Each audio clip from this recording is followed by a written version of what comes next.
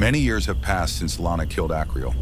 Now fully consumed by darkness, she has completely embraced her existence.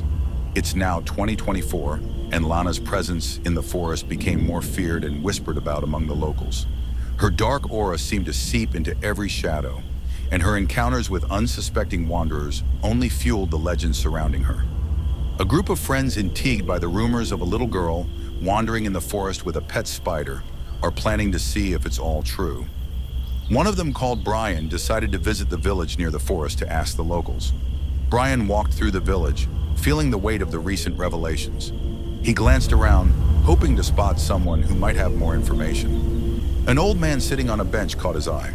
The man seemed to signal Brian to come closer. Brian approached cautiously. "Good morning, sir. Do you have a moment?"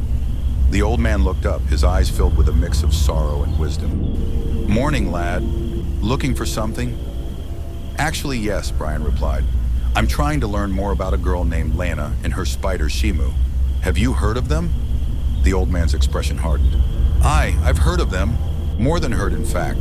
I've had an encounter with that cursed child." Brian leaned in, intrigued. "What happened?" The old man sighed deeply. "It was many years ago.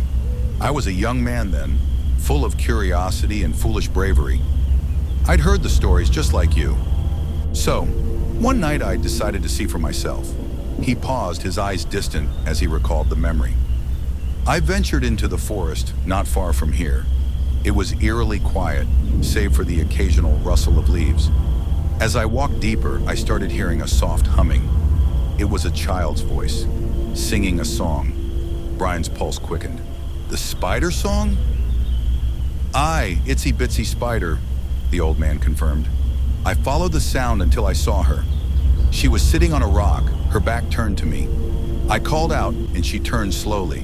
Her eyes, they were empty, soulless. And there, on her shoulder, was that spider." Brian shivered. "What did she do?"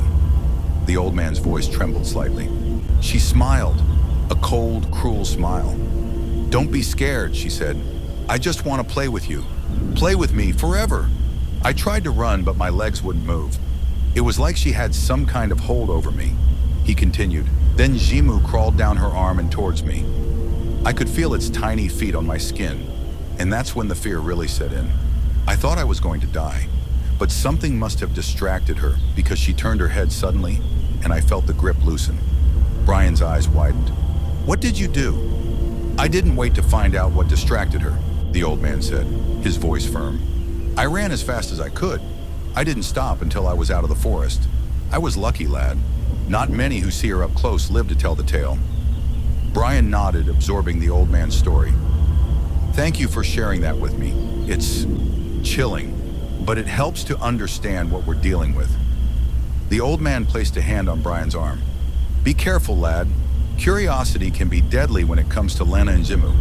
Brian stood up, offering the old man a grateful smile. "I'll be careful. Thanks again." As Brian walked away, he couldn't shake the feeling that he was being watched. He glanced back at the old man, who was now staring into the distance, lost in his memories.